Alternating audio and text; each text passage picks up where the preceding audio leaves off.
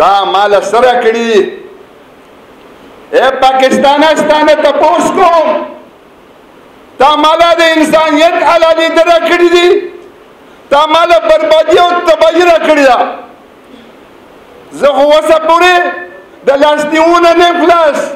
د دې پاکستان د بقا دپاره زمونږ مشرانو زمونږ بزرګانو د وینې قربانۍ ورکړې دي څنګه دا سوچ ته زما دپاره کوې او تاسو دا خبره کړې وه چې د سوات خلکو د پاکستان د بچ کېدو دپاره د وینو نذرانې ورکړې ما ته د وینو د نذرانو بدل ما د ټیکس په شکل کې راکړې دې حکومت پاکستان ته وارننګ ورکوم وارننګ چې بیا به نه خفه کېږئ که تشدد وشو د وینو سېلابونه به چې کوم دی د سوات په دې او د ملکنډ ډیویژن په دې کوڅو کې بهیږي تاسو زما په خوا کې ولاړ یئ او دا درانه او نران ملګري دا زما سره زه بیا دا خبره کوم چې د چا پلار هم په ملکنډ ډیویژن کې ټیکس نشي تاسو کولی موږ ته دا پته ولګېده چې د سوات خلک او د ملکنډ ډیویژن تاجران ویښ دي بیدار دي دا باشعوره دي دو کې همت شته جذبه شته جرأت شته او چې دا جذبه دا جرأت دا شعور په من کې د چا پلار هم په ملکنډ ډیویژن ټیکس نشي لګولی او دا موجوده د حکومت دا کومه چې سیکورټي ده زه لکه د امریکې پوځیان راشي هم په ما ټیکس نشي لګولی زه دا خبره په جذباتو کې نه کوم زه دا خبره په جوش کې نه یم راغلی خو زما حالات زما واقعات زما سیلابونه زما زلزلې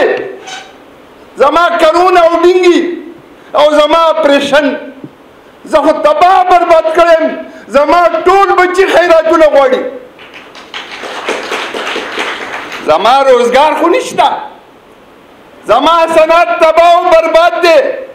زما زراعت تباه برباد زما تجارت تباه برباد او دا د بیار دا ګماشته دا په دې خبره سوچ کوي چې په ملکنډ ډیویژن کې به کله موږ ټیکس لګو زه دې ګماشتو ته دا خبره کوم چې د خدای په قرآن په ملکنډ ډیویژن کې به یا پیار وي او یا به عبدالرحیم او د هغه ملګري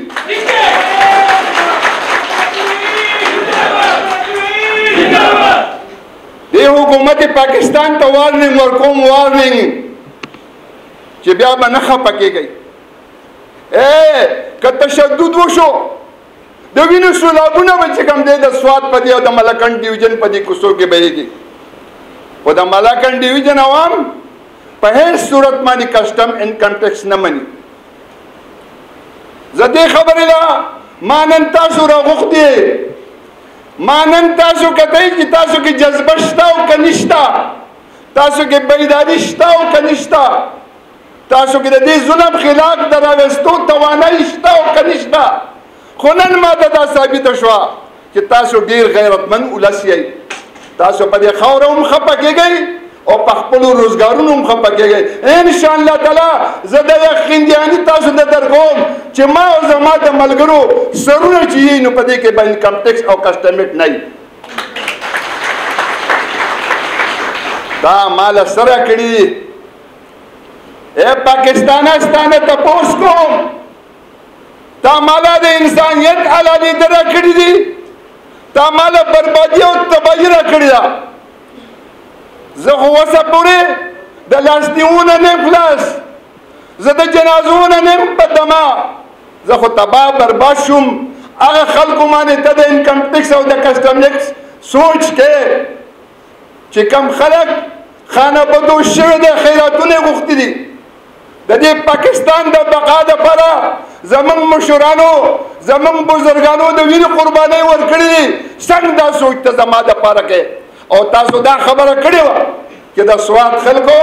د پاکستان د بچ کېدو دپاره د وینو نذرانې ورکړې ما ته د وینو د نذرانو بدل ما ته د ټیکس په شکل کې راکړې نه منم ستا دا ټیکس او که ته خامخا زور کې او طاقت استعمالې نو زه به یوه ورځ په دې خبره مجبور شم چې پاکستان نه منم. زه به په دې خبره او زما ملګري به په دې خبره مجبور شي چې زه به د شیء نافرماني نه هم ګریز ونه کړم. ما ته زما حقوق نه ملاویږي. داسې د ځنګلاتو نه مالامال علاقه کې اوسم یو سلې برد ما ته نه ملاویږي. زه په غټ دریاب په اوبو کې زما علاقه ده،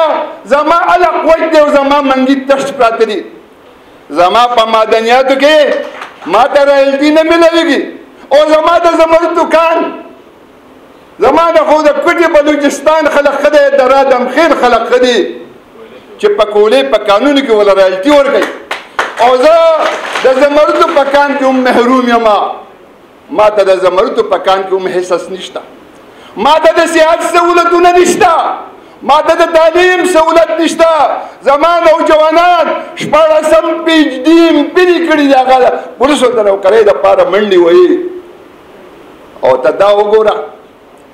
ته په دې سوچ وکړه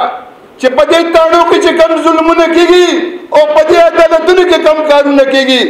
دا زه ستاسو نه تپوس کوم. دا وایي اسلامي جمهوریه پاکستان، نه په دې کې اسلام شته، نه جمهوریت شته او نه پاکوالی شته.